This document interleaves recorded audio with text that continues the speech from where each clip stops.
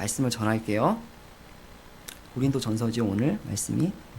고린도 전서는 사도 바울이 고린도 교인들에게 쓴 편지 글이죠. 첫 번째 쓴 편지 글입니다.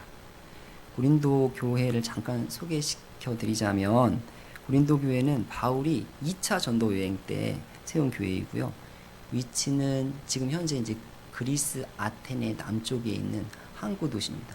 모든 항구 도시가 그렇듯이 아주 우상 숭배가 만연하고 음란하고 그런 곳이 고린도 지역입니다.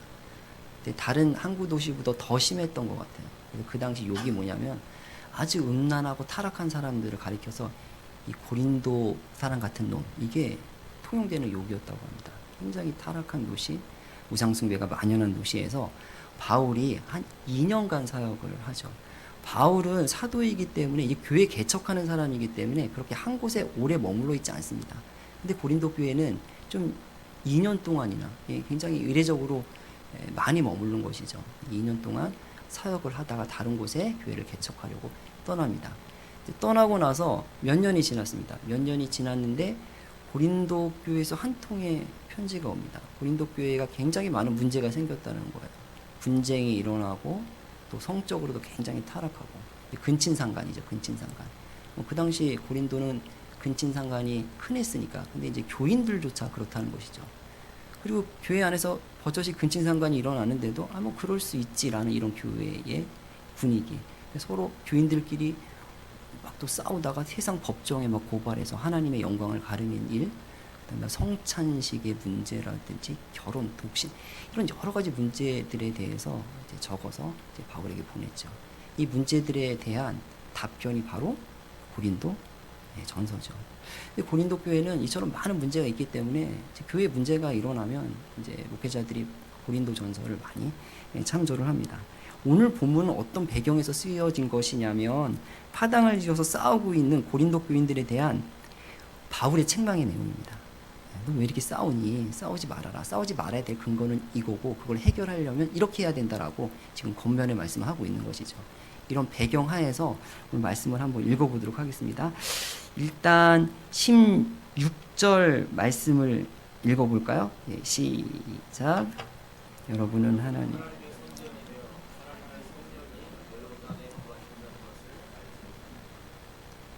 여러분은 하나님의 성전, 이 거룩할 성자 쓰잖아요. 하나님의 거룩한 전이다. 여러분이 뭡니까, 여러분? 여러분들이 뭐예요? 성전. 여러분들 교회잖아요. 교회는 하나님의 거룩한 전이다. 이런 말이죠. 그리고 성령이, 하나님의 성령, 거룩한 영이잖아요. 거룩한 영이 교회 안에, 여러분 안에 거하신다는 것을 알지 못합니까? 교회의 거룩성에 대해서 계속 강조를 하고 있습니다. 17절도 마찬가지입니다. 17절도 계속 교회는 거룩해야 된다라고 강조를 하고 있습니다. 읽어볼까요? 17절 시작. 누구든지 하나님의 성전을 파괴하면 하나님께서도 그 사람을 멸하실 것입니다. 하나님의 성전은 거룩합니다. 여러분은 하나님의 성전입니다. 여러분은 하나님의 성전이기 때문에 거룩해야 됩니다 라고 말하고 있고요. 하나님의 성전을 파괴하지 말아라, 이렇게 말을 합니다. 하나님의 성전을 파괴하는 것은 곧 뭐냐면 분쟁을 일으키는 거예요. 서로 싸우는 거예요. 그래서 교회를 가르는 게 하나님의 전을 파괴하는 거죠. 싸우는 게 가벼운 문제가 아니죠. 그렇죠? 교인들끼리 서로 분쟁하는 것은 주의 몸된 교회를, 성전을 가르는 것입니다. 사실 굉장히 심각한 문제입니다. 그래서 하나님이 그렇게 하면 나도 그 사람을 멸할 것이다, 심판할 것이다, 이렇게 엄중히 말씀을 하고 있습니다. 그래서 우리가 두려워해야 돼요. 누군가 한판 붙고 싶어도 하나님을 두려워해서 하나님의 심판이 있지라고 그렇게 막 좀 참으셔야 돼요. 아무튼 고린도 교회는 이렇게 분쟁이 일어났고, 바울은 이 분쟁의 원인을 니네들이 거룩하지 않기 때문이다 라고 진단을 하고 있습니다. 근데 우리가 거룩이라는 이 단어에 대해서 조금 생각해 볼 필요가 있어요. 좀 오해하시는 분이 있는 것 같은데, 거룩하면 어떤 이미지가 떠오르세요? 좀 단어 자체가 무겁다라는 생각이 안 드세요? 그렇죠? 좀 무겁고 좀 재미없고 어두침침하고, 막 거룩한 목사님이 설교하면 졸릴 것 같고 막 이런 거잖아요. 막 너무 진지해서 분위기 파악 못하는 사람 홀리하다라고 막 말하고 막 이런 말이 있잖아요. 근데 성경에서 말하는 거룩은 그런 것이 아닙니다. 성경에서 말하는 거룩은 뭘까요? 성경에서 말하는 거룩은 한마디로 예수 그리스도의 성품을 닮아가는 것이 거룩입니다. 성화라는 말이 있잖아요. 거룩해지는 거. 예수 그리스도의 사랑, 예수 그리스도의 그 의로움, 예수 그리스도의 그 겸손함, 희생, 섬김. 사실 이것을 닮아가는 것이 바로 거룩이죠. 우리 신앙생활의 목적이 뭡니까? 우리 신앙생활의 목적은 잘 먹고 잘 사는 거 아니잖아요. 그렇죠? 뭡니까? 신앙생활의 목적은 거룩해서, 거룩해져서 예수님을 닮아서 하나님께 영광을 돌리는 것이죠. 여러분, 거룩의 표본, 가장 이 지상에서 거룩하신 분이 누구였을까요? 예수 그리스도잖아요. 예수님이 그렇게 막 재미없고 막 그런 분이었을까요? 예수님이 막 지루하고 같이 있으면. 그렇지 않으셨어요. 예수님은 굉장히 관계를 즐기시는 분이었어요. 예수님이 항상 파티를 좋아하셨고 사람들과 어울리기를 즐겨하시는 분이었습니다. 그래서 예수님의 반대자들이 예수님 보고 뭐라고 말했냐면 먹기를 탐하는 자다. 세상도 즐길 줄 아시고 감사할 줄도 아시고 그런 분이셨죠. 그리고 사회에서 소외받는 계층들이 예수님께 쉽게 접근할 수 있었어요. 그럼 진지한 사람한테는, 너무 무거운 사람한테는 사람들이 접근하지 않습니다. 언제든지 예수님께 접근할 수 있는, 예수님이 아주 이렇게 또 사람들과 관계를 즐기시는. 그래서 우리가 생각하는 거룩은 좀 다르죠. 고린도 교회가 지금 싸우는 근본적인 원인은 뭐냐면 사실 거룩하지 않기 때문입니다. 예수님의 성품과 멀어졌기 때문이죠. 예수님처럼 사랑하고 섬기고 희생하고 그러면 싸움이 일어날 일이 뭐가 있겠습니까? 그렇지 않아서 생기는 문제다. 바울은 너희가 거룩해져야 된다. 너희를 거룩으로 부르셨으니까 거룩해지는 것은 당연한 거 아니냐 라고 이렇게 말하고 있는 것이죠. 그래야 안 싸운다 이렇게 권면하고 있습니다. 그리고 바울은 오늘 본문에서 이제 싸움의 이유가 이제 거룩하지 않아서인데 좀 더 구체적으로 그 이유를 설명하고 있습니다. 그리고 그 해결책을 제시해주고 있는데요. 고린도 교회가 서로 싸우는 이유는 사실 우리가 일상생활에서 좀 싸우는 이유와 비슷합니다. 부부싸움 하는 이유도 좀 비슷하고요. 부부싸움 왜 할까요? 부부싸움을 하는 이유는 자기가 스스로 지혜롭다고 생각해서 그런 거예요. 뭐 예를 들면 얘가 이상할지 모르겠지만 이렇게 아내는 치약을 꼭 이렇게 밑에부터 짜가지고 올려야 된다. 이게 이제 아내의 지혜인 거죠. 이제 아내의 법입니다. 근데 남편은 그냥 아무데나 눌러서 나오면 되지 않냐. 이게 이제 남편의 법인 거죠. 그래서 이 두 지혜가 이제 부딪히는 거죠. 서로의 지혜를 포기하지 못하는 것입니다. 내가 지혜롭다고 생각해서. 근데 이제 이때 한쪽에서 네 생각이 맞다, 네 지혜가 맞다라고 하면 싸움이 일어나지 않죠. 싸움은 이렇게 해서 일어나는 것입니다. 내가 막 지혜롭다고 생각하는데 상대방도 지혜롭다고 생각하고 그러면 이제 상대방이 틀린 거죠. 그 틀린 거를 지적하면 상대방이 발끈해가지고 막 싸우는 거. 이게 그런 것이잖아요. 예, 똑같습니다. 그래서 바울도 스스로 지혜롭게 여기지 말아라 이렇게 권면을 하고 있습니다. 그래서 18절에 보면 스스로 지혜롭게 여기지 말라고 말은 한번 읽어볼까요? 18절 시작. 네. 말합니다. 여러분 가운데서 누구든지 이 세상에서 지혜 있는 사람이라고 스스로 생각하거든 정말로 지혜 있는 사람이 되게 하여 어리석은 사람이 되어야 합니다. 스스로 지혜롭다고 여기지 말아라. 이거 뭐가 깔려 있을까요? 사실 지혜롭지 않은데 지혜롭다고 너희들이 여기면 안 된다라고 말하고 있는 것이죠. 스스로 지혜롭다고 여기는 사람들의 특징이 있습니다. 이 사람들의 특징이 뭐냐면 배울 게 없다라고 생각하는 거죠. 심지어는 하나님의 말씀도 배울 것이 없다라고 생각합니다. 내가 이미 인생의 해답을 다 알고 있는 거죠. 근데 성경을 읽을 필요가 없는 거죠. 스스로 지혜롭기 때문에 하나님의 말씀이 들리지도 않고 배우려고도 하지 않습니다. 상 공부 우습게 하죠. 배워서 뭐해 내가 알고 있는데 막 이런 거죠. 그래서 이런 말이 있어요. 제일 문제가 많은 교회는 어떤 교회냐면 어떤 교회일 것 같아요? 제일 문제가 많은 교회는 똑똑한 사람이 많은 교회. 똑똑한 사람. 여기서 똑똑하다는 것도 진짜 똑똑한 게 아니죠. 스스로 지혜롭다고 똑똑하다고 생각하는 사람들이 많은 교회예요. 제가 중국에 가서 한인교회를 하는데 설교를 할 때 다른 사람들은 다 이렇게 새로운 목사님 오셨으니까 이렇게 집중하고 있는데 몇 분이 이렇게 오시는 분이 이렇게 겪는 줄로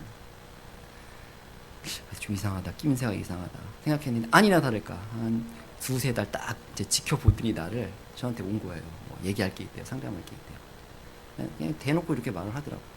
그렇게 목회하시면 안 됩니다, 목사님. 우리 교회는 그런 교회가 아닙니다. 이렇게 해야 됩니다. 이렇게 하더라고요. 똑똑한 사람이죠. 그렇죠? 굉장히 지혜로운 사람. 근데 이런 분들이 이제 교회 문제를 일으키기 시작했습니다. 그럼 목장에서도 마찬가지입니다. 목장에서도 목자 목녀님이 하는 게 마음에 안 들어요. 목자 목녀님 이렇게 얘기할 게 있습니다. 그렇게 하시면 안 됩니다. 목장 운영 그렇게 하시면 안 됩니다. 사실 이게 이제 관계를 다 깨는 것이거든요. 이게 분쟁의 원인이 되는 것입니다. 예수 그리스도의 성품을 가지셨다면 이렇게 말을 하진 않죠. 마음에 안 드는 것이 설령 보이더라도 어떻게 말할까요? 뭘 도와드릴까요? 제가 어떤 부분을 어떻게 하면 되겠습니까? 이렇게 물어볼 거예요. 이게 바로 거룩이에요. 섬기려고 하고 도와주려고 하고 희생하려고 하고 겸손한 거. 이게 바로 거룩입니다.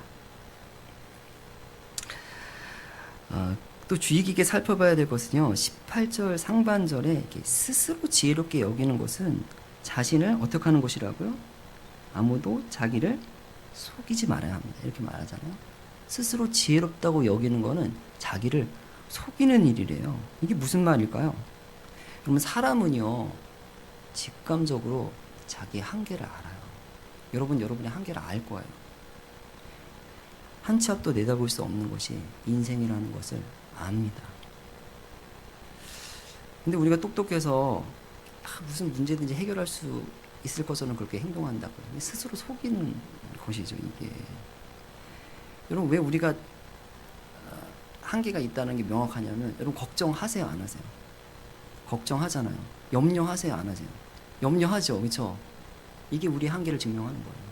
우리가 모든 걸 할 수 있다면, 모든 것을 다 알아서 해결할 수 있다면 왜 염려하고 걱정하겠습니까? 우리의 전문 분야가 막 염려하는 거잖아요. 그렇죠? 조금만 이렇게 하나님과 관계에 몰려면 염려가 더 심해지죠. 우리의 한계를 스스로가 압니다. 그런 한계가 있음에도 불구하고 지혜 있는 것처럼 행동하는 것은 사실은 스스로 속이는 거죠. 그런 척 하는 것이죠. 가면을 쓰는 것이라는 거죠. 예수님이 이렇게 가면을 쓰는 것을 굉장히 싫어하십니다. 예수님이 바리새인과 많이 싸우셨잖아요. 그렇죠? 싸우신 이유가 뭘까요? 바리새인들이 가면을 쓰고 있기 때문입니다. 경건하지도 않은데 경건한 척하는 거예요. 지혜롭지도 않은데 막 지혜로운 척하는 거예요. 예수님이 얼마나 온유하신 분이에요. 근데 예수님 입에서 독사의 새끼들아 이런 소리가 나온다니까요. 이 정도 예수님께서 말씀하셨으면 이거 굉장히 싫어하는 거예요. 예수님은 가면 쓰는 거, 스스로 지혜롭게 여기는 거를 굉장히 싫어하십니다. 여러분 솔직하셔야 돼요. 진실하셔야 돼요. 이 진실한 게 신앙생활의 반이라고 저는 생각합니다. 이게 신앙생활의 출발이에요. 진실하지 않으면 아무리 뭐가 들어갈 수가 없어요. 진실하지 않은데 뭐가 들어가겠습니까?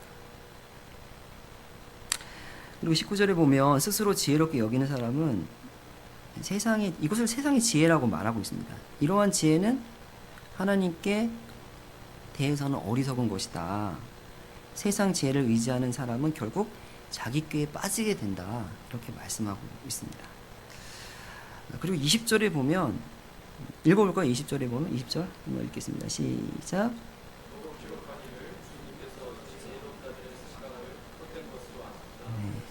주님께서 지혜로운 자들의 생각, 스스로 지혜롭다고 생각하는 사람들의 그 모습을 헛된 것으로 평가하신다. 이렇게 말을 하고 있습니다.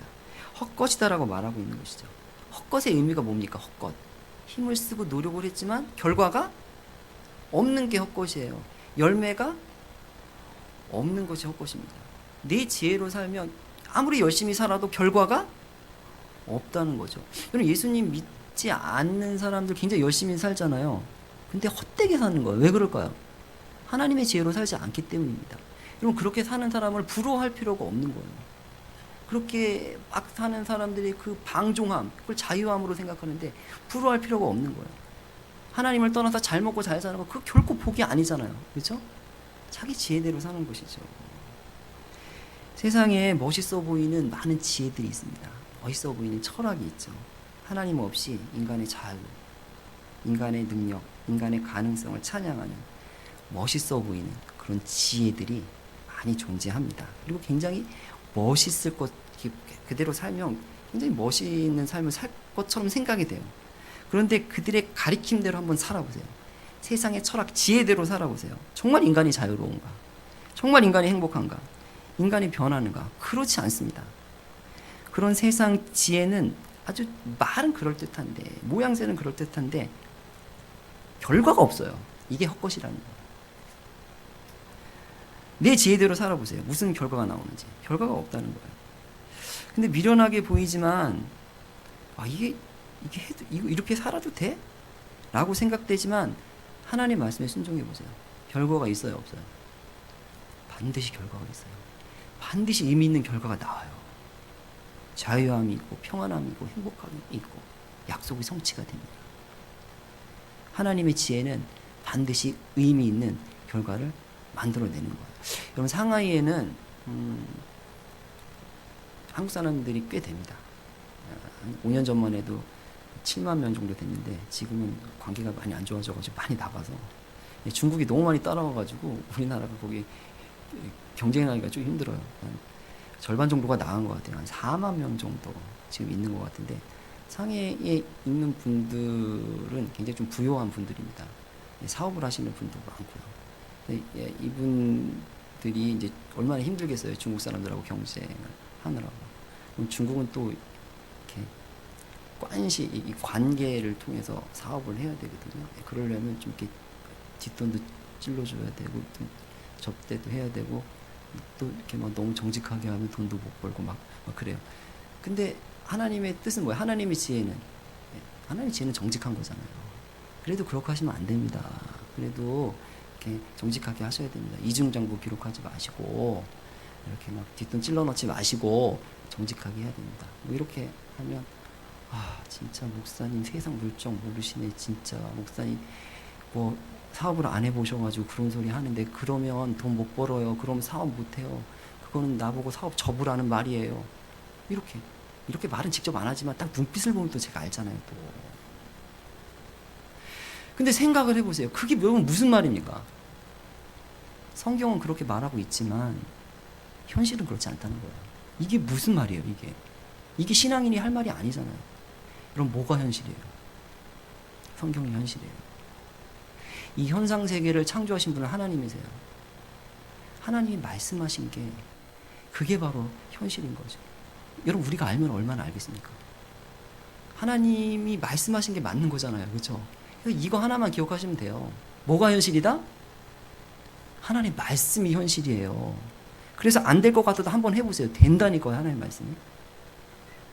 이게 하나님의 지혜인 거죠.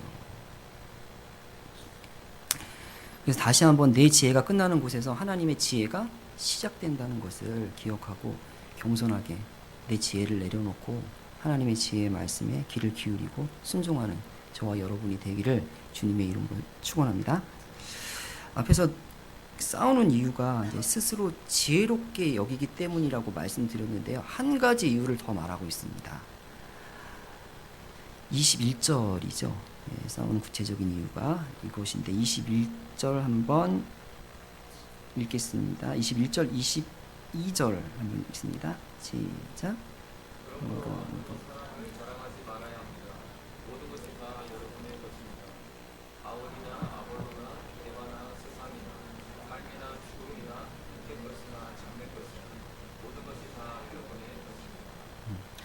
이 21절에 보면 아무도 사람을 자랑하지 말라 이렇게 말을 합니다.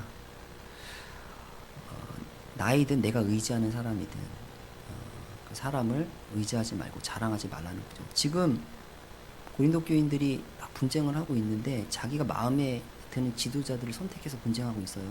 그래서 22절에 보면 바울이나 아볼로나 게바나, 바울파나 아볼로파나 게바, 베드로파가 나눠져 있는 거예요. 바울은 고린도 교회 1대 목사님이죠. 아볼로는 2대 목사님이거든요. 베드로는 뭐 총회장 격이죠. 나는 바울파다, 나는 아볼로파다, 나는 게바파다. 그러면서 자기 지도자들 막 자랑하고 이 지도자가 맞다라고 사람을 자랑하고 있는 거예요. 싸움의 원인은 뭐냐면 자랑하기 때문이죠. 그러나 바울은 자신이든 내가 의지하는 사람이든 사람을 자랑하지 말라고 말을 합니다. 왜냐하면 그 이유가 나와 있습니다. 이유가 20절 하반절에 보면 만물이 이 세상의 모든 것이 다 너희 건데 뭘 자랑할 필요가 있냐. 너희가 이미 다 가진 자인데.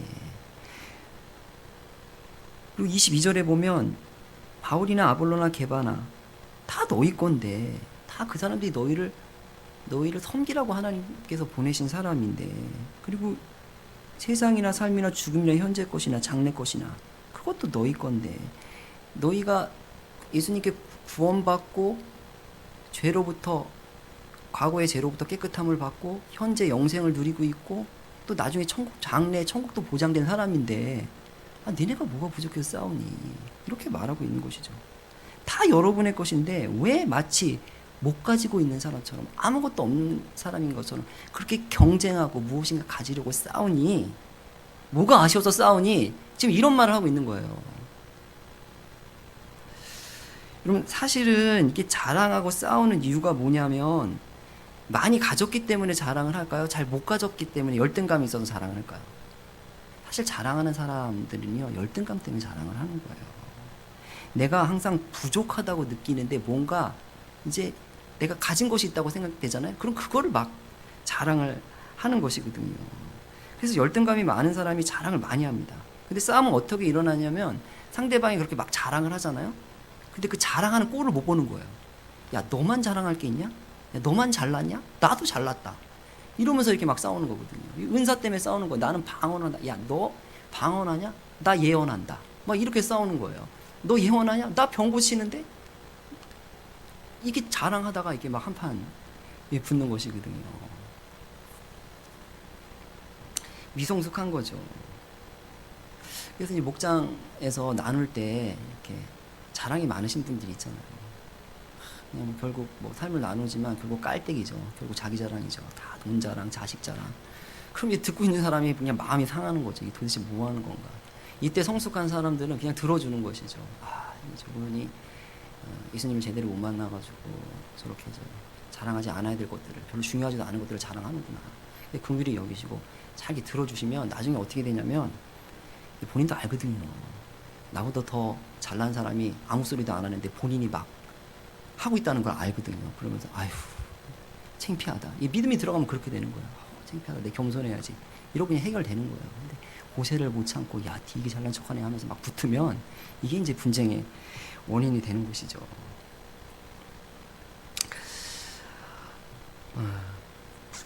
바울은 이렇게 말하고 있는 것입니다. 지금 왜 니네가 무엇이 부족한 사람들처럼 싸우니? 다 가졌으면서 뭐 그럴 필요가 있니? 22절에 보면 너희들이 그리스도의 것 아니니? 그리스도는 하나님의 것 아니니? 너희는 하나님의 자녀지 않니? 그럼 하나님 것이 다 너희 것 아니니? 왜 그렇게 부족한 것처럼 싸우니? 왜 이렇게 열등감 있는 사람처럼 그러니? 라고 말하고 있는 것이죠. 하나님의 자녀인데 뭐가 부족해서 자랑하고 싸움질이야! 뭐 이렇게 지금 강한 뉘앙스로 말하고 있는 것으로 보입니다. 여러분, 그 파이 멘탈리티라는 용어를 아세요? 전문 용어인지 아닌지 모르겠는데 이런 용어가 있습니다. 파이는 한정이 되어 있는데, 파이는 한정이 되어 있죠. 사람이 많으면 서로 많이 먹으려고 경쟁한다는 것이죠. 파이가 적고 사람이 많으면 많을수록 아주 경쟁이 치열해집니다. 우리가 사실 세상에서 경쟁하는 이유는, 시기하고 질투하는 이유는 제한은 한정되어 있는데 그것을 얻으려는 사람이 사실 많기 때문이거든요. 그래서 그 나머지 사람들을 물리쳐야 되니까 그래서 싸우는 것이거든요. 뭐 예를 들면 부장짜리는 하나인데 과장이 4-5명 되면 또 박터지게 싸워야 되는 거 아니에요. 그 사람들을 밟고 올라가야 되는 거 아니에요. 그래서 치사한 방법을 쓰고 경쟁하고 막 또 잘 안 되면 막 아파하고 막 또 자살도 하고 막 그러는 거 아닙니까? 피자를 먹으려는 사람들이 많으면 많을수록 경쟁이 심해지고, 피자를 파이라고 치면 싸움이 심해진다는 거죠. 예를 들면, 뭐 너무 심각하게 듣지 마세요. 그냥 제가 만들어낸 예예요. 피자가 있어요. 큰 라지 한 판이 있습니다. 피자가 김이 모락모락 나는 7명이 있어요. 여기 다 먹고 싶은 거죠. 다 먹고 싶은 거예요. 근데 그냥 이제 잘라져 있지 않아요. 아무나 가서 먹으라 그러면 이제 또 힘센 사람이 많이 먹고 그러겠죠. 그래서 어떤 사람이 그러지 말고 똑바로 자르자. 우리 7등분 하자. 7등분 합니다. 이제 짝수는 자르기가 쉬운데 홀수는 좀 어렵잖아요. 7개 이렇게 잘랐어요. 잘라서 7조각을 냈습니다. 7조각을 딱 내고 보니까, 자세히 보니까 좀 큰 것도 있고 좀 조그만 것도 있단 말이에요. 사람들이 분위기가 이상해지는 거예요. 이걸 또 내가 큰 거를 먹어야 되는데 라고 하면서 이렇게 다 이렇게 눈빛이 이상한 걸 보고 한 사람이 제안을 한 거예요. 야, 그러면 제비뽑기를 하자. 1부터 7까지 쓰자. 종이를 나눠줬어요. 1부터 7까지 써요. 이렇게 나눠줬어요. 나눠줬더니 이제 너무 긴장이 되는 거죠. 이제 자기가 앞번호가 나와야 되는데 어떤 사람 막 기도를 하는 거예요. 앞번호가 1번 아니면 2번이 되게 해달라고. 또 뭐 다른 사람들은 막 펴보지도 못하고 막 떨려가지고 막 펴보지도 못하고. 야, 그래서 동시에 한번 피자. 하나 둘 셋 하면 피자. 딱 폈어요. 그러니까 어떤 사람 막 환호성을 지르고 어떤 사람 시무룩해가지고 막 이렇게 째려보고 있는 거예요. 환호성을 지르는 사람은 1번이나 2번이 나온 사람이고 막 시무룩하고 그런 사람들은 이제 뒷번호가 이제 나온 사람이죠. 1번이 이제 피자를 고릅니다. 그래서 막 두리번 되다가 거의 뭐 차이가 안 나는데도 불구하고 좀 큰 것 같은 걸 딱 집었어요. 그러면서 내가 제일 크다고 막 자랑을 하는 거예요. 그 모습을 보면서 5, 6번 걸린 사람이 막 시기하고 싫다고, 아우 저놈 저거 먹고 체했으면 좋겠다 막 이런 생각을 하고 막 있는 거예요. 뭐 두 번째 사람도 이제 딱 고르는 거죠. 네가 제일 큰 건 골랐지만 나는 베이컨을 좋아하니까 베이컨이 많은 걸 고르겠다. 막 베이컨 2조각, 베이컨 3조각, 2조각 방에서 3조각짜리 집었어요. 그래서 막 또 거들먹거리면서 나는 베이컨이 많다고 막 자랑하는 거예요. 그걸 또 보면서 옆에 있는 사람이 막 이를 갈면서 아우 저거 먹고 체했으면 좋겠다. 막 이런 분위기가 되는 거죠. 웃기지 않아요? 이게 웃기잖아요. 참. 이게 피자 멘탈리티, 이게 파이 멘탈리티예요. 그러면 베이컨 하나 더 붙어 있고 조금 크고 작고 이것에 따라서 행복이 좌우되는 것이죠. 이게 예수님 밖에 있는 사람들의 삶의 패턴이에요. 우리도 그런 삶의 패턴을 살지 않는지 한번 생각해 볼 필요가 있다는 것이죠. 돈 좀 있다고, 좀 배웠다고, 좀 경험이 있다고 거들먹거리며 자랑하는 사람이 있는 반면에 돈이 없다고, 배운 것이 없다고, 부모가 해준 게 없다고 열등감에 빠져서 가진 자를 시기하고 욕하고 이런 불행한 삶이 살지는 않는지 한번 우리 자신을 점검해 볼 필요가 있다는 것이죠. 둘 다 불행한 것이죠. 하나님 보시기에는 거기서 거기거든요. 다 피자 한 조각이거든요. 중국어 하나 알려드릴게요. 거기서 거기다라는 중국어. 차부두어라는 중국어입니다. 거기서 거기입니다. 차부두어. 다 똑같은 거예요.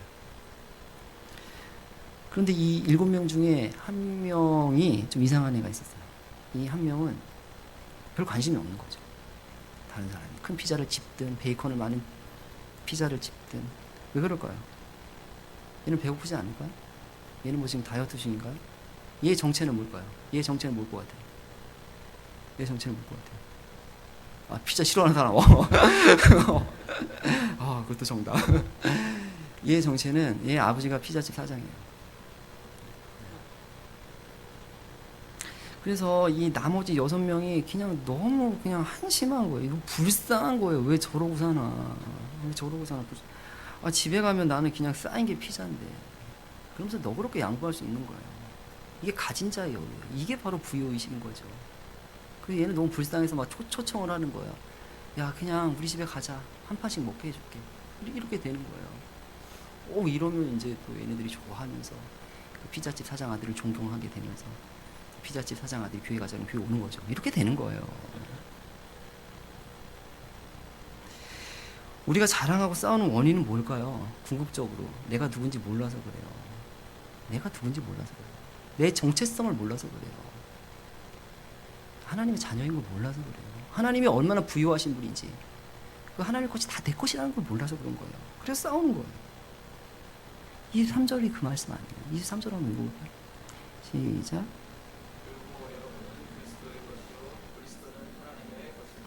여러분이 그리스도 겁니다. 그리스도의 자녀가 하나님의 자녀입니다. 부유한 사람들이죠. 이미 하나님의 것이 다 내 것입니다. 그래서 내가 좀 부유하다고 해서 내가 좀 학력이 된다고 해서 내가 세상적인 지식과 경험이 많다고 해서 자랑할 것도 없고 이런 것들이 없다고 해서 주눅 들고 사람들을 시기하고 열등감에 빠지고 이럴 필요도 없다는 거예요. 그렇죠? 하나님 것이 다 내 것인데요. 그럼 여호와는 나의 목자시니 내게 부족함이 없으리로다. 하나님이 나의 목자이기 때문에 부족함이 없는 거예요. 그냥 우리가 부족하다고 느끼는 거예요. 이런 참 느낌이 무서운 것 같아요. 사실은 그게 아닌데 내가 그렇게 느끼기 때문에 가난한 거예요. 나는 여전히. 가난해서 나눠줄 수 없는 거죠. 근데 내가 이미 부족한 것이 없다라고 생각하는 사람들은 기꺼이 나눠주고 양보하고 그럴 수 있습니다. 여러분 성경에는 우리가 이미 부유한 자라는 많은 성경 구절이 있습니다. 여러분 예수님께서 우리를 구원하신 이유 양으로 생명을 얻게 하고 더 풍성히 얻게 하려 하십니다. 그렇죠? 우리에게 풍성함을 허락해 주신 거예요. 예수님을 믿은 즉시 우리는 풍성에 질 게 아니고 이미 풍성해진 거예요. 예수님이 가난하게 되심으로 우리를 부욕해 만드신 거예요. 예수님을 믿는 순간 앞으로 부유해질 게 아니라 지금 현재 우리가 부유해진 거예요. 이거를 믿으셔야 돼요. 이게 이론이 아니에요. 이게 실제거든요. 사단의 전략은 그거예요. 성경 말씀이 사실이 아닌 것처럼, 현실성이 떨어지는 것처럼 그렇게 느끼게 만드는 거예요. 그거 속는 거예요. 아니에요. 이게 현실이에요. 그럼 이렇게 질문할 수도 있어요. 근데 이렇게 풍성한데 나는 왜 이렇게 풍성하지 않죠? 왜 하나님께서 이렇게 막 돈도 달라고 막 기도를 하고 막 뭘 달라고 막 기도를 하는데도 왜 안 주시죠? 이게 뭘 풍성한 거예요? 여러분, 근데 그거를 생각해 보셔야 돼요. 하나님께서 분명히 안 주시는 이유가 있을 거 아니에요. 왜 안 주실까요? 그건 우리를 풍성하게 하지 못하는 거예요. 돈이 많다고 풍성한 거 아니잖아요. 그죠? 우리를 풍성하게 못할 것을 하나님께서 우리가 구해도 우리를 위해서 안 주시는 경우가 있어요. 그 외에는 하나님께서 다 주십니다. 이미 우리가 갖고 있는 것이죠. 우리에게 필요하시면 얼마든지 좋은 것을 공급하시는 분이심을 우리가 믿어야 되겠습니다. 이게 바로 부요의식입니다. 이런 부요의식이 있을 때 열등감에 빠지지 않을 수 있어요. 이런 부요의식이 있을 때 자랑하지 않아요. 그렇죠? 세상 것들 자랑하지 않아요. 그게 별거 아닌 걸 알기 때문에. 뭐 더 갖고 덜 갖고 이게 뭐가 중요합니까? 경쟁하지 않을 수 있어요. 싸우지 않고 순수한 마음으로 사람들을 섬길 수 있는 근거가 되는 거예요. 이런 부요의식이. 여러분, 곳간에서 인신 난다는 말이 있잖아요. 내가 가진 것이 많아야 다른 사람에게 나눌 수 있는 것이죠. 내가 가진 것이 없다고 생각하는데 어떻게 다른 사람에게 너그럽게 대할 수가 있어요? 그렇죠? 인색한 사람들은 왜 그럴까요? 인색한 사람들은 내가 하나님의 자녀인지 몰라서 그래요. 그 정체성을 제대로 깨닫지 못한 거예요. 내가 얼마나 부유한지 그걸 몰라서 그러는 거예요. 그래서 우리가 늘 무엇인가 부족한 것처럼, 없는 것처럼 우리 그리스도인들은 각박하게 사시면 안 됩니다. 그냥 우리 부유롭게 살잖아요. 이렇게 이런 것들을 나눠주잖아요. 하나님께서 다 채우실 거예요. 이게 현실이에요. 각박하게 살지 마시고 주님의 것은 내 것이니 넉넉한 마음 가지고 나눠주고 용서, 베풀고 그런 삶을 살아서 하나님을 경험하고 또 주 안에서 부유하게 사시는 저 여러분 되기를 주님의